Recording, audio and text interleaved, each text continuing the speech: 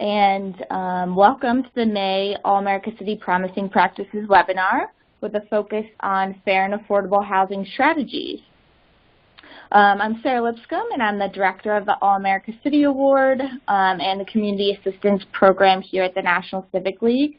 And NCL is a 123-year-old organization that aims to create inclusive, thriving communities by inspiring, supporting, and recognizing equitable approaches to community decision-making. And today I'm also joined by my colleague, Carla Kimbrough, who is the Racial Equity Program Director here at National Civic League. And we've also got two great presenters on the phone today. But first, I just want to give a little bit of background about the All-America City Awards before I turn it over to our two presenters. So AAC is our flagship program. It began in 1949 to recognize exceptional civic engagement in local governments. And our goal with this program is not only to celebrate great work, but also to share these innovative practices, initiatives, and projects around the country. So we've begun this monthly webinar series to accomplish just that. We hope to accelerate the change of pace in our nation by equipping individuals, institutions, and local governments with a series of ideas, models, and insights that can hopefully be adopted and adapted into different communities around the country. So just to briefly touch on the 2017 and 2018 All-America City Awards. 2017 awards are just around the corner in the middle of June. And for 2017, we've partnered with the Campaign for Grade Level Reading, which is a follow-up to our 2012 partnership. So if you've been following that at all, it's a little bit different than our classic All-America City Awards, but it's going to be a really great program, and we've got great partners in the Campaign for Grade Level Reading. And for 2018, we're really excited about the launch of the application that came in February. For 2018, we're going to spotlight projects that promote equity through inclusive civic engagement. And you can currently download the application from our website to see the dates and learn more about the requirements. And you can always reach out to me, phone or email, any questions about the application process. I'm happy to help. And my information will be in the email that goes out with all of the resources and the webinar recording afterwards. So with that, I would like to turn it over to our presenters. We have Cashauna Hill, who is the Executive Director of the Greater New Orleans Fair Housing Action Center. Cashauna, are you on the line? Yes, I'm here. Okay, great.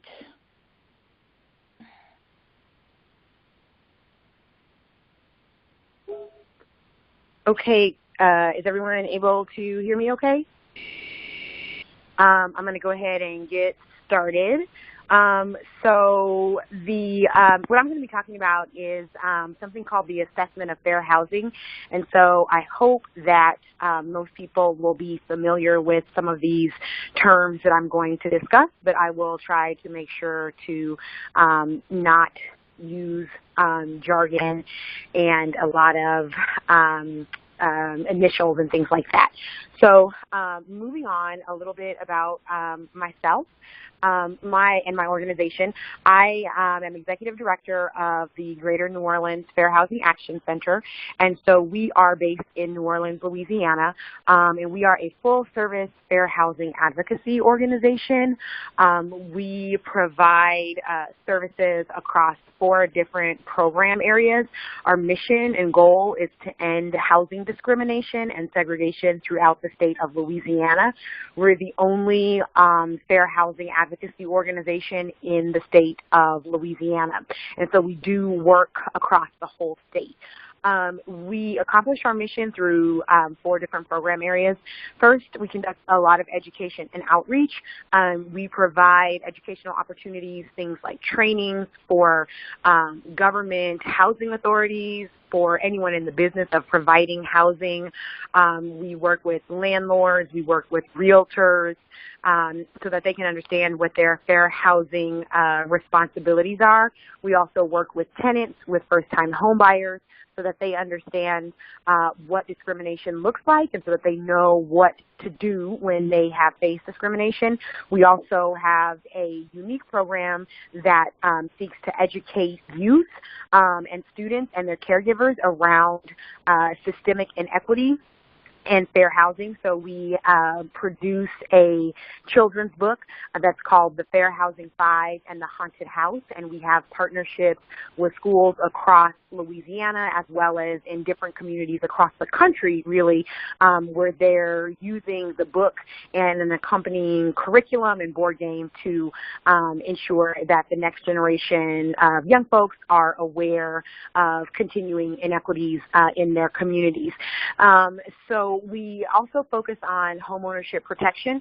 We provide foreclosure prevention counseling to homeowners who are having difficulty meeting their mortgage payments. We do quite a bit of policy advocacy work at the city, state, and federal level. The majority of our federal work focuses on advocacy to ensure that funding for the U.S. Department of Housing and Urban Development is continued and that there is sufficient funding at the federal level for groups like mine to continue to enforce fair housing laws. At the statewide level, we do some work around ensuring that laws are passed through the Louisiana legislature that advance housing opportunity. And then at the city level, we work with the Housing Authority as well as the City Council to advance bills that will continue to open up housing opportunity for people in local communities. Lastly, we engage in enforcement work. We do represent people who have experienced housing discrimination, so we do quite a bit of litigation. We have attorneys on staff. And then we also, as part of our enforcement work, conduct testing investigations, which means that we work with mystery shoppers. We train mystery shoppers who are community members. They go out into the community as part of our investigations to help us determine whether and how discrimination is actually occurring. So we can move to the next slide with that. I want to talk a little bit about the assessment of fair housing, what the process is, and the timeline that we worked on.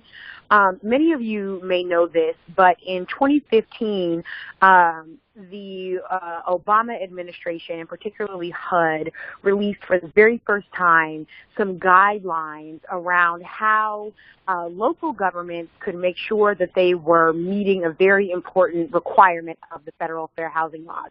Many of you may know that the Fair Housing Act was originally passed by Congress, by the federal government, in 1968, immediately following the assassination of Dr. Martin Luther King Jr. Ensuring an end to housing discrimination and segregation was really a huge part of his life work and his legacy. And so the Fair Housing Act had been pending in Congress for many years prior to his death, and the political will was not there to get it done. After he was assassinated and the country was really in turmoil, then Congress finally passed the historic Fair Housing Act legislation. This is a very important piece of the Fair Housing Act that for many years had unfortunately been ignored. So most people are familiar with the language in the Fair Housing Act that makes it illegal to discriminate in housing. So it makes it illegal to discriminate against someone because of their race and a bunch of other characteristics in rental, housing, and in sales. However, there's a another very important part of the Fair Housing Act. In addition to making it illegal to discriminate, the Fair Housing Act also requires that local governments address segregation in their communities and that they work proactively to break down patterns of segregation that had been created as a result of discriminatory and racist housing policy. So that mandate to really work to address segregation is called affirmatively furthering fair housing. And that is really a difficult concept to get at and to figure out how to put in place. And so for many years, rather than work on breaking up segregated communities, many local governments just put their resources behind ending individual acts of discrimination. But in 2015, the Obama administration released some clear guidelines and made it very clear that local governments needed to take seriously their duty to affirmatively further fair housing and address segregation in their communities. The first part of that Furthering Fair Housing is a new report that's called the Assessment of Fair Housing. And so this is a report that has to be submitted to HUD by local governments that receive HUD funding. If those jurisdictions want to continue to receive those federal housing dollars, they've got to submit this report that takes an honest look at how and where segregation is occurring in their communities. And then the report also has to discuss policy recommendations and plans that it's going to undertake, as well as be clear about how it will use its federal housing dollars to address the patterns of segregation that are present. So New Orleans' Assessment of Fair Housing report was the very first submitted in the country. It was submitted in August of 2016 on its original due date. And so the city of New Orleans had begun looking at this Assessment of Fair Housing outline and thinking about how the report would come together. My organization was brought into the process really from the very beginning. We had a very productive and collaborative partnership with the Office of Community Development at the city. So they brought us to the table as a full partner. And so the work that this presentation is going to focus on the work that we did as part of that process. So in the spring of 2016, we began thinking about a list of nonprofit coalition partners, and we also began coordinating with national partners that would really help to ensure that there was robust community participation in this report. Something very important to mention is that the report, the guidelines are very clear, and that the reports need to engage communities, and community members need to be a part of the reporting process, and there does have to be a robust community engagement in order for the report to meet HUD's guidelines. So I am actually getting a black screen, and I don't know if anyone else is having that problem or if there's any way to get, okay, there we go. Thanks for that. So as part of our initial work plan prior to the start of the writing of the report, we also developed outreach materials that were accessible to a broad audience because, again, our goal in my office as our organization, our goal was to bring in community members and bring in people who clearly had a lot of input to give, and we wanted to make sure that the voices of community members were heard. So we began making materials that were accessible to a broad audience, that had very accessible language, that didn't use a lot of policy wonk, fair housing terms. And then we developed a plan for distributing those materials both in print and online.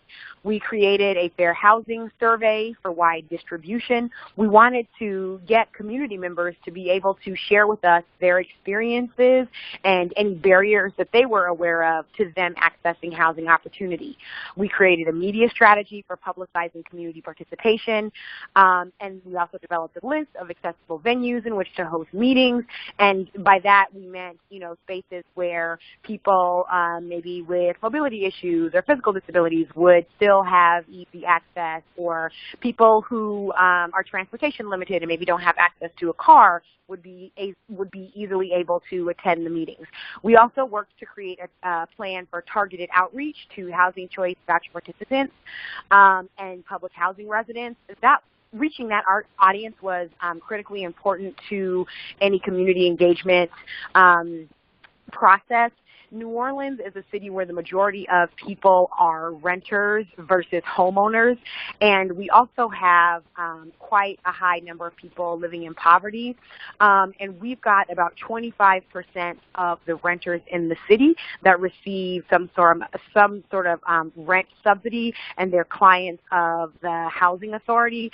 And so it was very clear to us that any process that did not include specific input from voucher holders and public housing residents was not going to be appropriately representative. Next slide, please. So the actual writing of the report took place from June through October of 2016.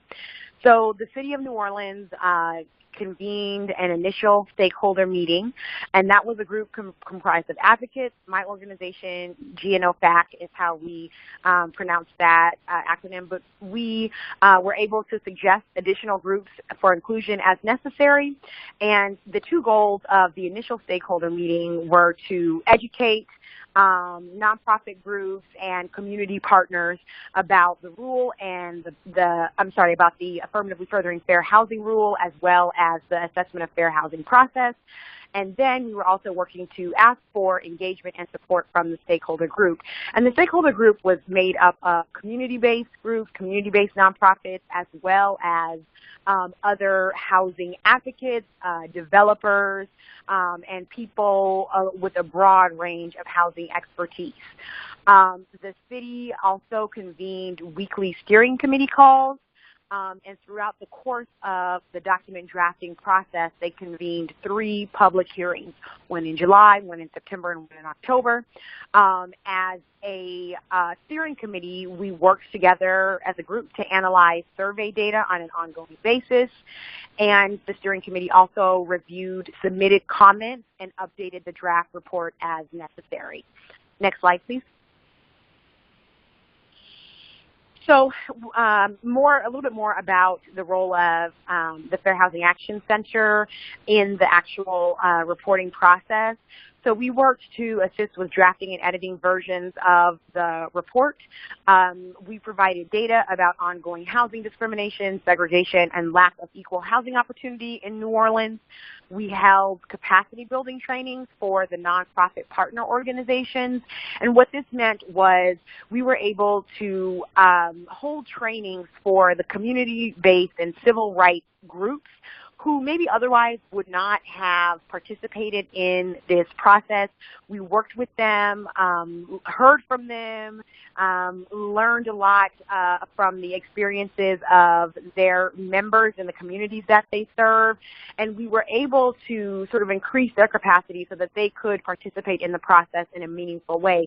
Some of that involved discussing the concept of affirmatively furthering fair housing and making sure that folks understood how access to housing opportunity tied into their various missions. We also, as part of our work in the process, we hosted community dinners and listening sessions with particular emphasis on engaging voucher holders and public housing residents.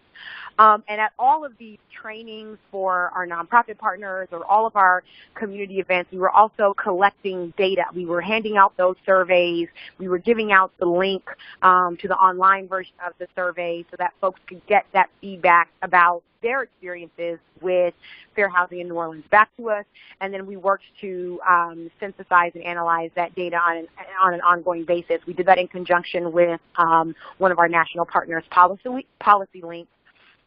We assisted community members and groups with preparing and submitting oral and written comments at the community meetings, at the public hearings, and then we made recommendations and submitted written comments, our own written comments in line with our specific area of expertise. Next slide, please.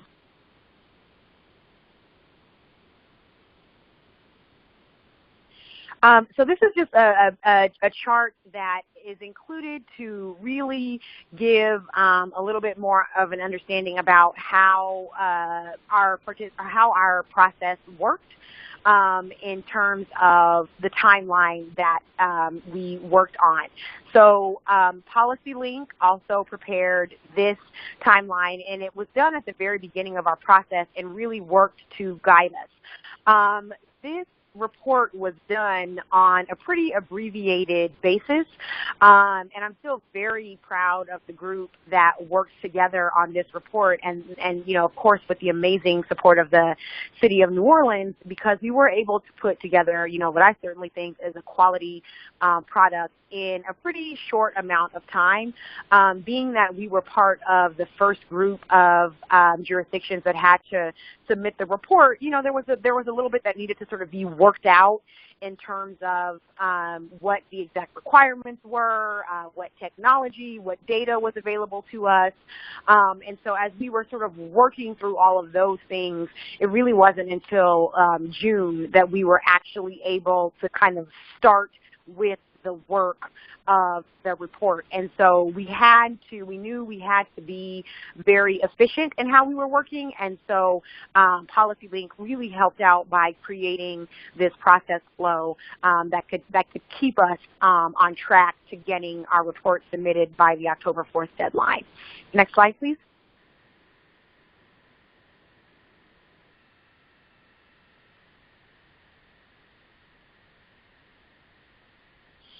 I've listed here some of the nonprofit partners that participated in the public hearings, as well as, had their members and staff submit surveys, and these partners were really critical in the work. As I mentioned, my organization is the only organization in the state whose sole mission is to end housing discrimination and segregation, but there are a multitude of organizations that serve people who are affected by the lack of equal access to housing opportunity. And there are also many organizations that have as their mission a civil rights focus. And so we wanted to make sure that those folks were at the table and that their expertise was certainly heard and included in the report as well. So we worked with groups from, as you can see, all different kinds of social justice expertise areas.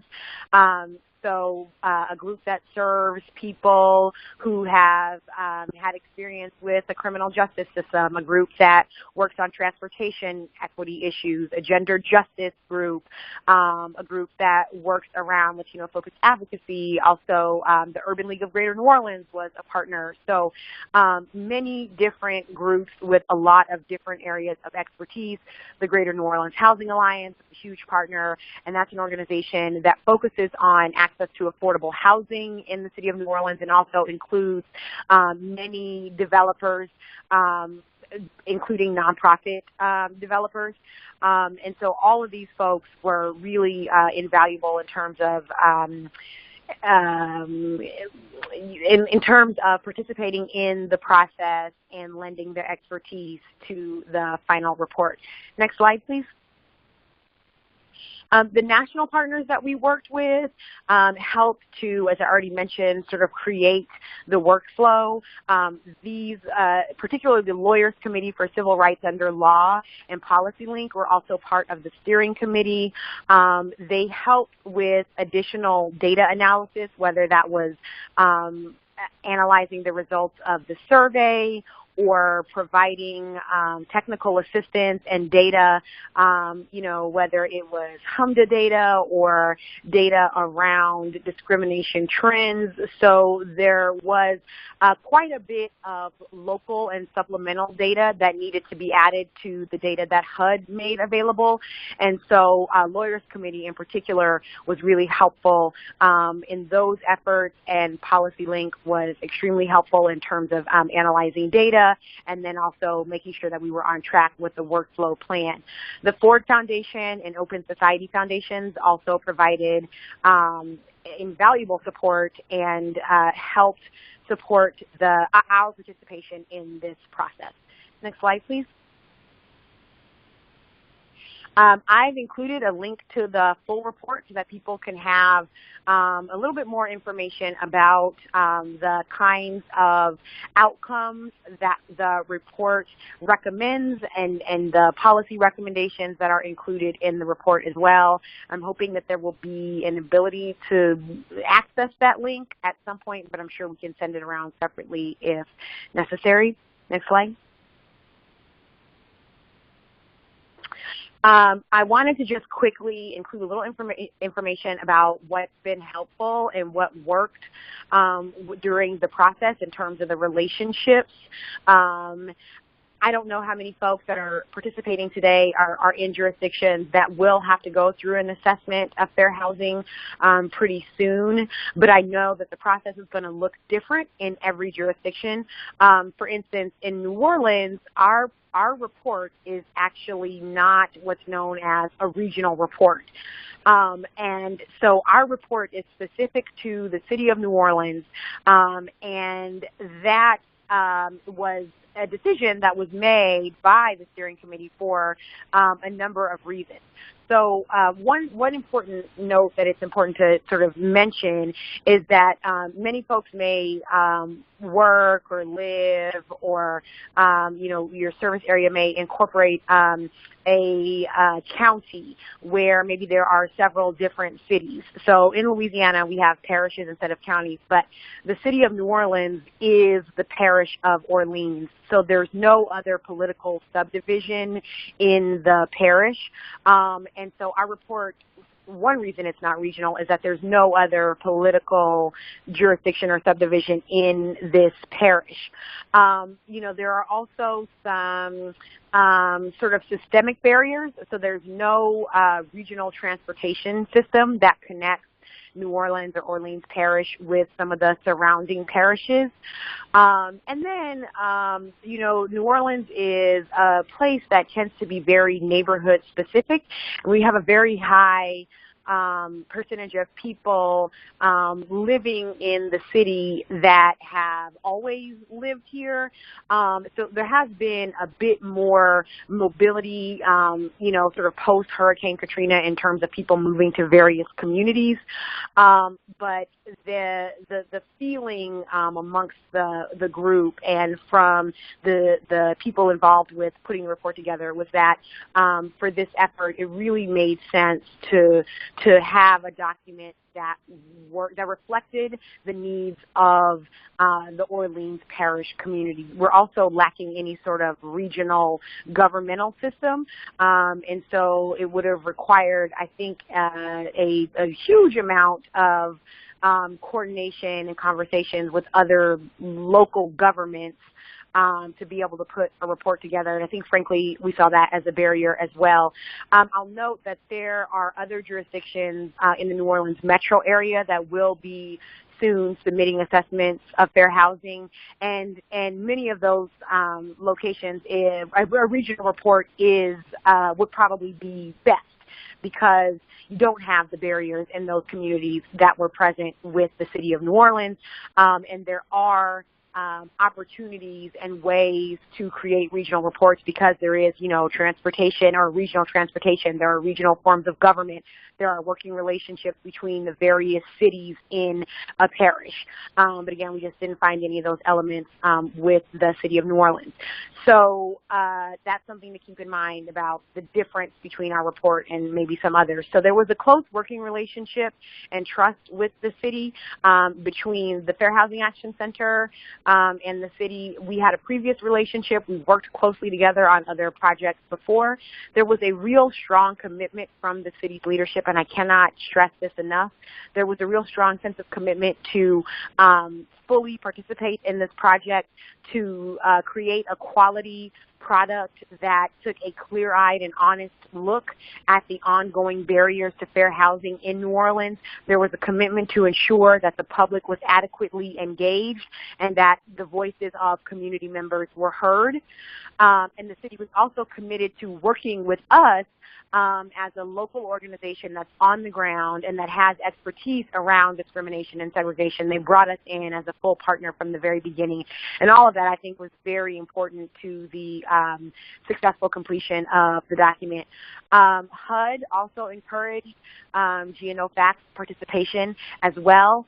I think, and from my experience, last year, folks at HUD were very supportive of city and local governments working with fair housing organizations in their communities and putting the reports together. Now, there may be, plenty of jurisdictions across the country that don't easily have access to a fair housing center, but for those on the call who may be involved in putting a report together as part of some local government, if there's a fair housing group in your organization or in your area, I certainly would encourage you to reach out to those folks and have their expertise be a part of completing the report. Technical assistance from national partners was also critical and very helpful. And so you see a little bit about the work that our national partners were able to do. And then lastly, again, just want to mention that foundation support was critical for our ability to participate in the process and to conduct extensive outreach and provide support for the partner organizations and community members. Because we had that support from foundations, we were able to dedicate staff time to training our partner organizations. We were able to dedicate staff time to ensuring that they were able to submit written comments or to ensuring that they were able to participate in the public hearings. And so I don't know that we would have been able to engage community at the same level without the foundation support. Next slide, please. And that's it. So I'm going to wrap up there, and I think there will be questions and answers at the end, but I'll be available for that. Great. Thank you so much, Cashauna.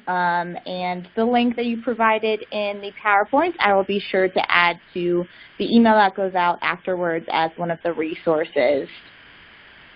So I do just want to open it up right now if anyone has any pressing questions for Cashauna before we move on to Phil. And again, there will also be time for questions after Phil's presentation as well.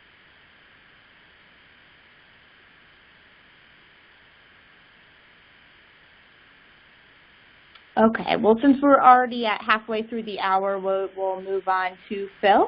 And we have Phil Eide he is the Senior Vice President, Community and Economic Development at Hope Enterprise Corporation. Phil? Thank you, and thanks for inviting me to talk today and tell you a little bit about Hope. And I'm glad that you've got the Southeast represented well, New Orleans and Jackson, Mississippi. It doesn't get better than that. Hope Credit Union and Hope Enterprise Corporation. You can go to the next slide already. I've got a lot of slides, so we'll just go through these.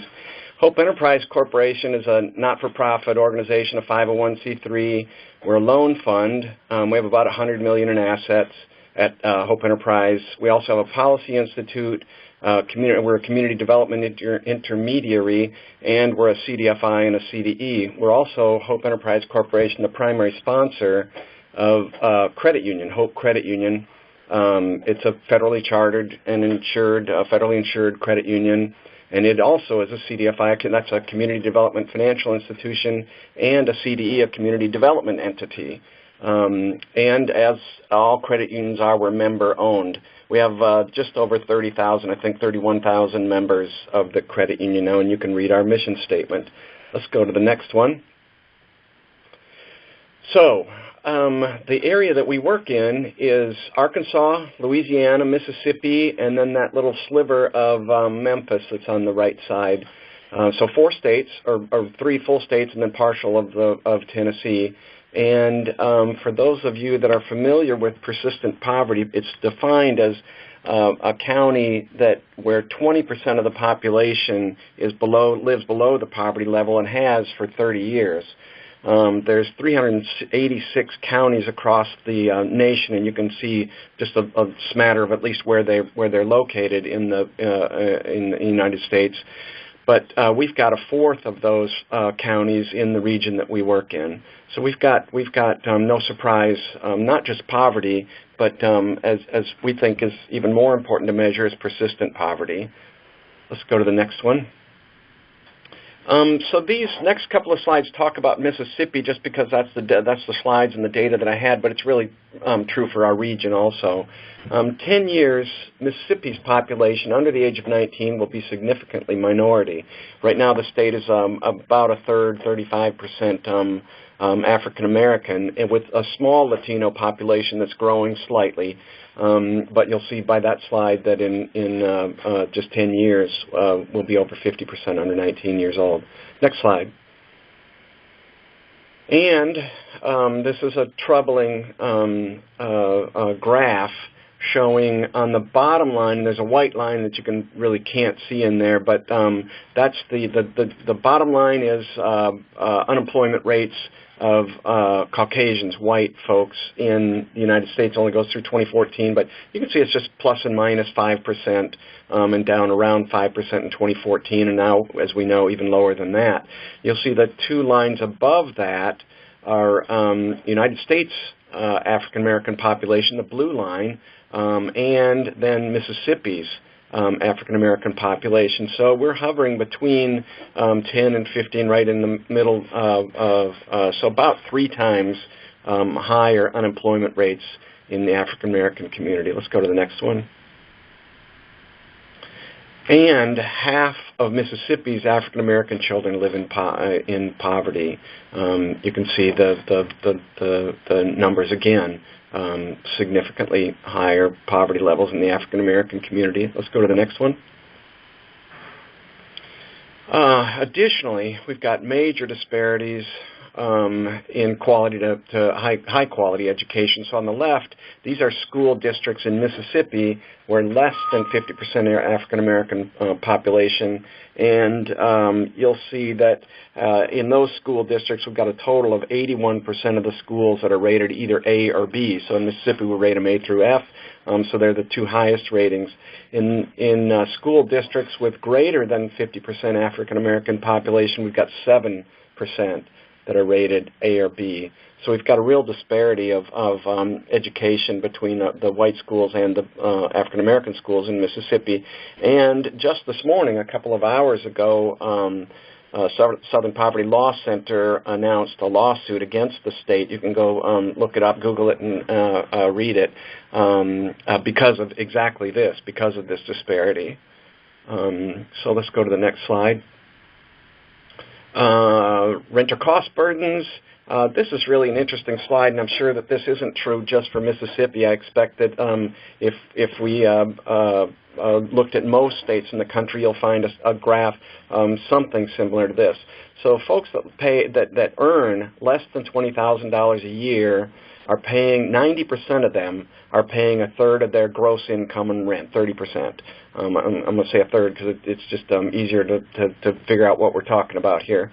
So 90% of them are paying a third on rent. If we get to the 20 to 49, 50,000 basically, we got about half of those of folks that fit in that range that are paying a third of their gross income on rent. And then we get to folks that are under 50,000, and it's a very small number.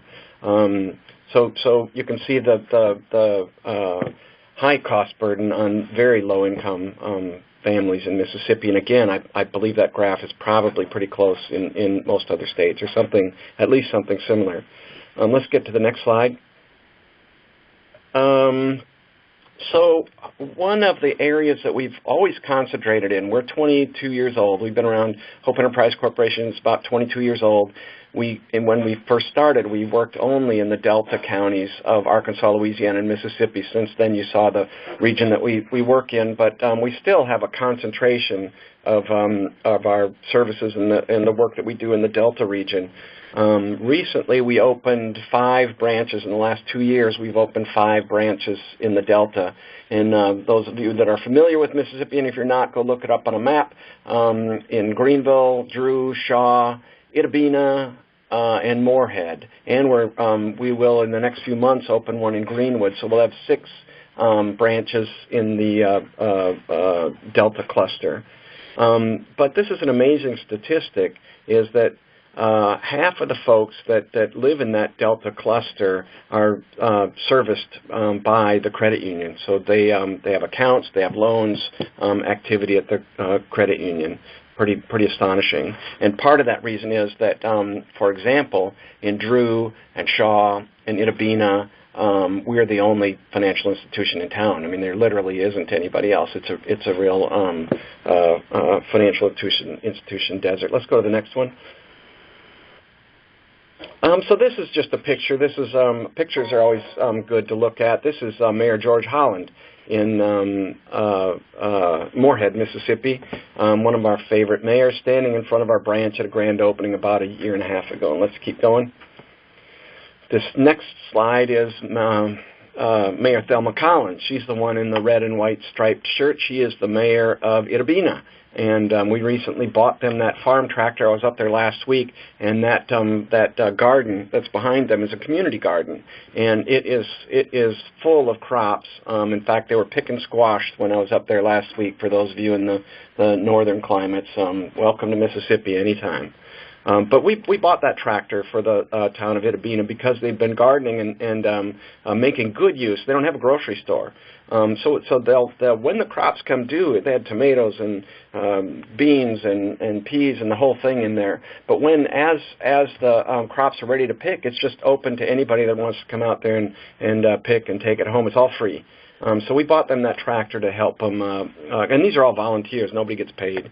So that was our gift to the town of Itta, Bena. Let's go to the next slide.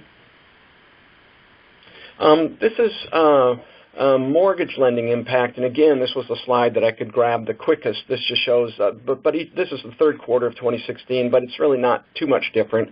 No matter which quarter I would have grabbed, 97% of our new mortgage loans were high impact loans, and you can see 80% minority, 52% female, roughly half are low income, and 68% low income are first time home buyers in the third quarter. And let's go to the next slide.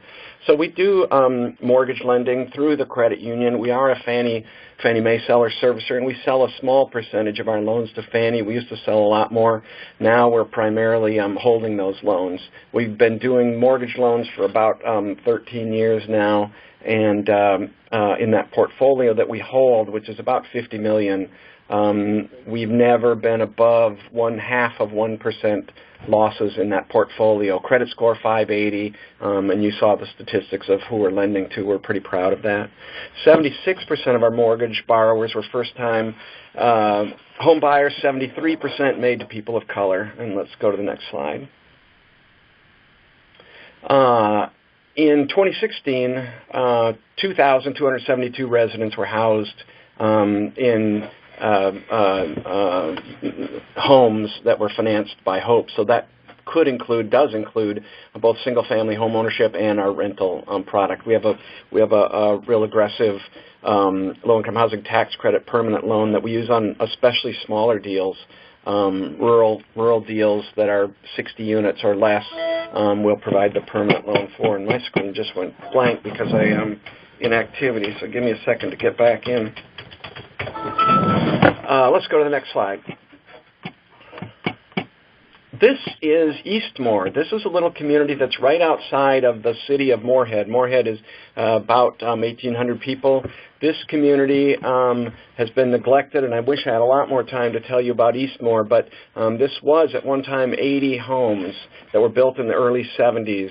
Left in disrepair. The short of it is that the folks that are living in these homes were just given title to them from the developer. It was a failed LIHTC development.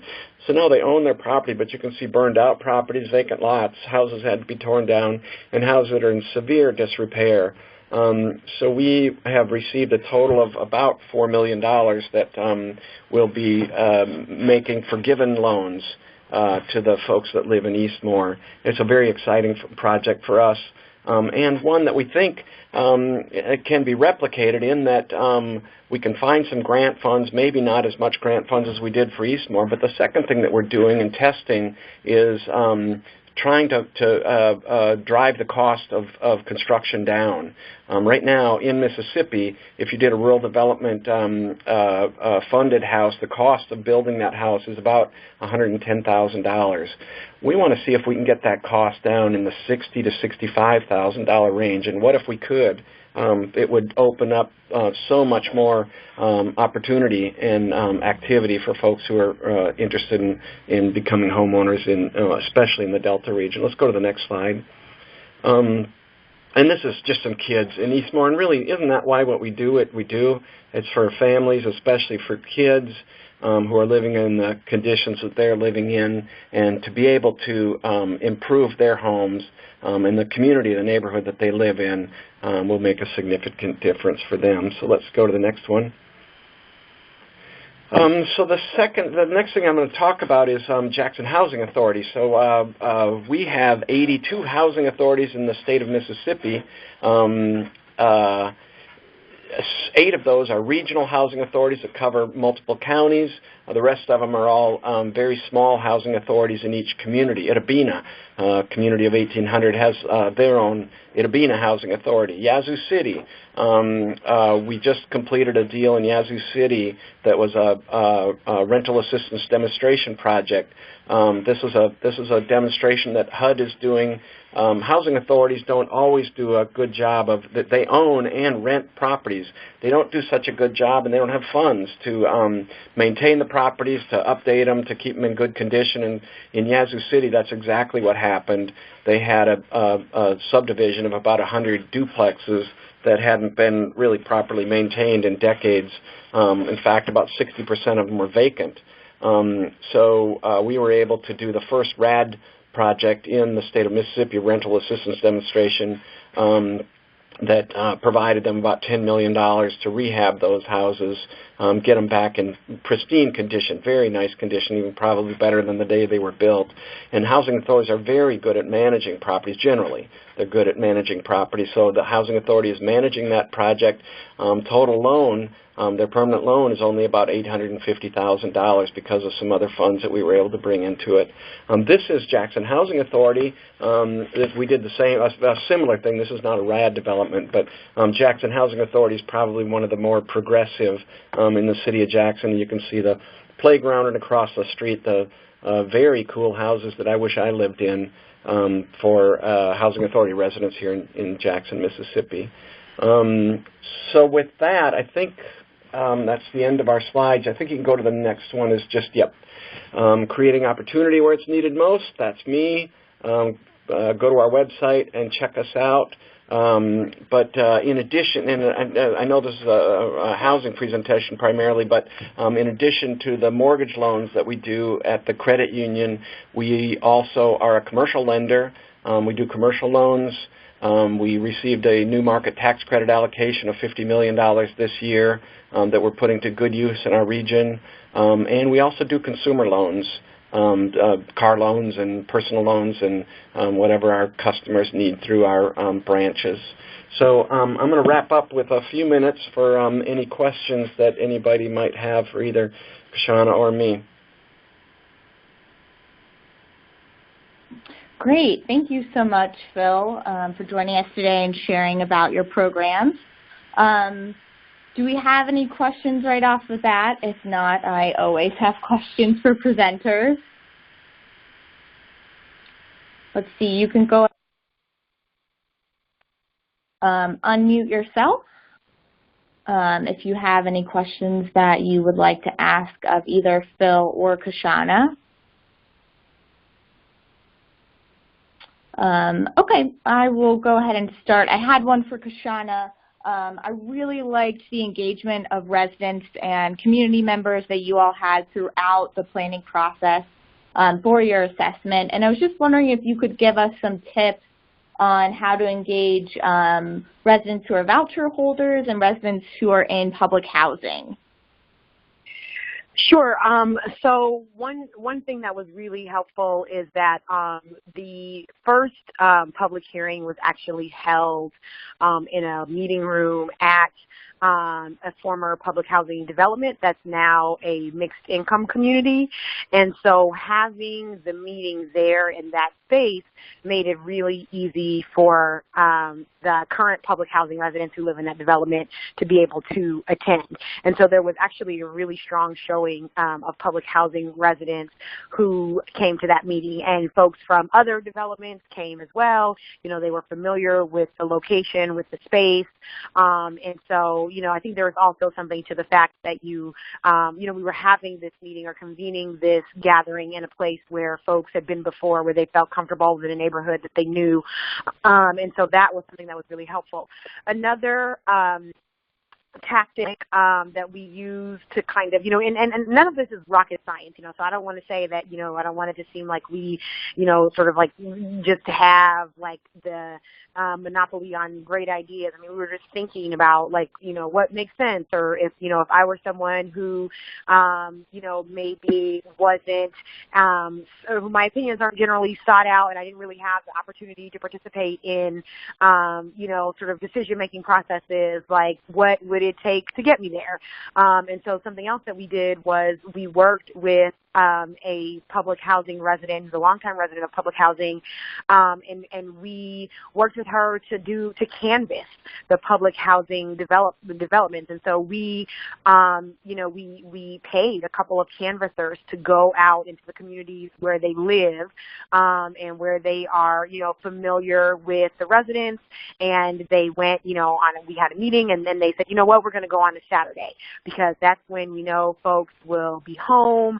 The weather's going to be nice this weekend, and so it makes sense because people will be hanging out outside, and we know a lot of folks, and so we're going to go and talk to our friends, and then we're going to talk to people who aren't our friends. We're going to knock on doors, and if we see people outside, we're going to talk to them. And so having folks who were able to go out into their communities was really helpful, and they were able to speak with the residents about the process and about the meetings. So that was something else that we did. We also made sure that we reached out to voucher holders, and to do that we went into large apartment complexes where we know that a lot of voucher holders are concentrated. I think in most jurisdictions in the country, really, you'll find that voucher holders tend to be concentrated in certain neighborhoods. We really, maybe in a lot of different communities, haven't lived up to the promise of the voucher program. People receive these vouchers, but they don't have access to any housing in which they would like to live. More often than not, voucher holders are concentrated and very often in impoverished and racially segregated neighborhoods. And so it's relatively easy in New Orleans for us to identify where voucher holders live. And so we worked with our partners at Legal Aid, who serve a lot of voucher holders, and we went into those apartment complexes that we know have a large percentage of folks who have vouchers. We also worked with our partners at Legal Aid to give information at the office of the Housing Authority. So, for instance, our local Legal Aid office conducts outreach every week. They go into the Housing Authority office and they sit there for a couple of hours, and voucher holders can come in and talk to an attorney, a housing attorney from Legal Aid, if they're having problems. And so we gave the Legal Aid lawyers flyers about meetings and little one-pagers about the assessment of fair housing process. We also provided incentives for people to be able to get to us, so we held meetings in those communities where voucher holders live. We provided gift cards for people, Visa gift cards for people who could attend. We offered transportation. We offered dinner, on-site childcare. So really tried to make a situation where people were able to attend, and we kind of made it easy for them to be able to attend the meetings and give their feedback. Great, thank you. Yeah, that's some really good advice. It sounds like you all were able to eliminate so many of the barriers that are common to getting people engaged, so that's phenomenal. Phil, do you want to touch a little bit on some of the resident engagement that you all do, whether it's when the Hope Credit Union comes in or when you choose a housing project? How are those people who are already living there kind of involved in the process with you guys? Yeah, well, that's a good question. Thank you for asking. It's and it varies. So there are some that we really won't have very much engagement in, other than making the loan. But I'll give you an example of one where we had some pretty. And back to Yazoo City, we through a connection that we have through a board member that we have on the American Heart Association. Heart was looking to do some work because they realized that a lot of folks that they wanted to work in the Mississippi Delta with folks that were obese and had heart problems, but they also knew that a lot of the folks that they were looking for are in public housing. So we connected them, and they were looking to do a pilot. We connected them with Yazoo City. We were working there at that same time. And I also knew that Betty Reed, the executive director of Yazoo City Housing Authority, had recently lost her young daughter to heart disease and was now raising her grandchildren because of it. So she was extremely receptive of bringing in some of the Heart Association and working with directly with residents. So we did some, and it's ongoing. But we did some cooking classes. We they have a little community garden.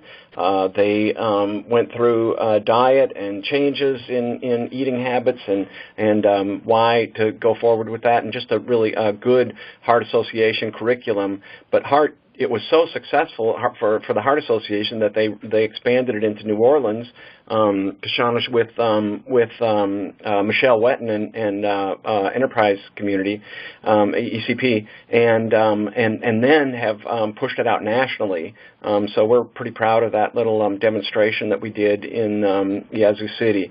Other engagements, I'll tell you another one that we work closely with is a new nonprofit organization that's only a couple of years old in Mississippi. It's called Springboard to Opportunities. We have a housing tax credit developer who's been very successful, and now he's in his mid-70s and decided, and he works nationally, and he decided it was time to give back. And he's only been in Mississippi for about 6 or 7 years, but he really felt like that he wanted to give back into Mississippi, where he saw some of the greatest need. So he said, we always we're required to build a playground or do something, have a computer lab or something. But he said that's never enough. He said, I want to push my residents out. I want them to get their GEDs, to provide daycare, to provide health care, and get them stabilized so that they can move out into the community and don't have to stay in these public leases. Although we all appreciate vouchers and having that available, but if we could work with the residents while they're there and move them on. So that's Springboard's job. It's been around a couple of years now, very successful in doing all the right things, including health care facilities on site, after-school programs for the kids, GED training, linking up with community colleges to get folks involved in careers and job training. So those are a couple of things that we do. But again, we don't have time or resources or people to do that with every development, but we do it with different levels with as many as we possibly can.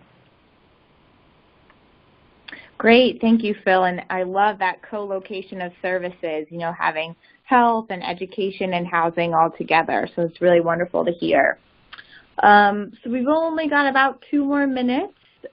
Just want to make sure no other questions from the group before we wrap up. And again, all this is being recorded, so you'll have access to it afterwards. And we definitely encourage everyone to share it within your networks and on social media.